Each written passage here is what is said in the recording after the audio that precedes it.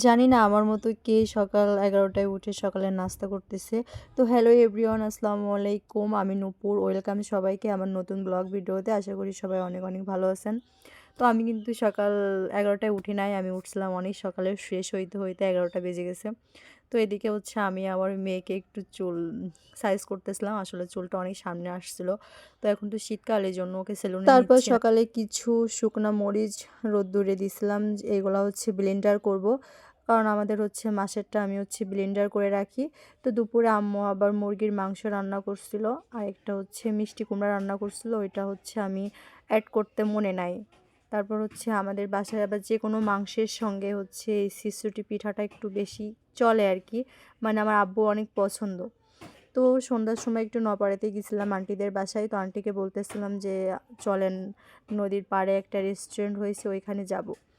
তো দুঃখের কথা কি বলবো, ওইখানে হচ্ছে রেস্টুরেন্টটা অফ ছিল ভিতর থেকে। তো আর যেতে পারি নাই। আর নওপাড়াতে যখন হয়েছি তখন তো একটু ঘোরাঘুরি করতেই হবে। তো হচ্ছে নওপাড়ায় ইনস্টিটিউট থেকে একটু ফুচকা খাইলাম। তো এখানে আমি তেমন একটা টেস্ট পাই নাই।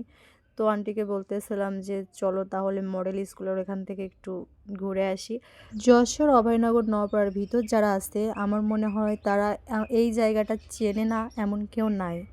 তো এখান থেকে হচ্ছে এই যে এই সিয়ামদের যে চটপটি, যে ফুচকা, এটা যে এমন ভাইরাল নওপাড়ার ভিতরে, প্রতিটা মেয়ের ইমোশনাল, ঠিক আছে?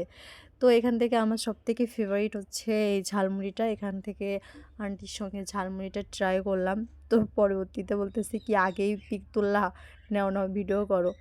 তো তারপর হচ্ছে আমরা কিছু পিঠা খাইছিলাম এখান থেকে।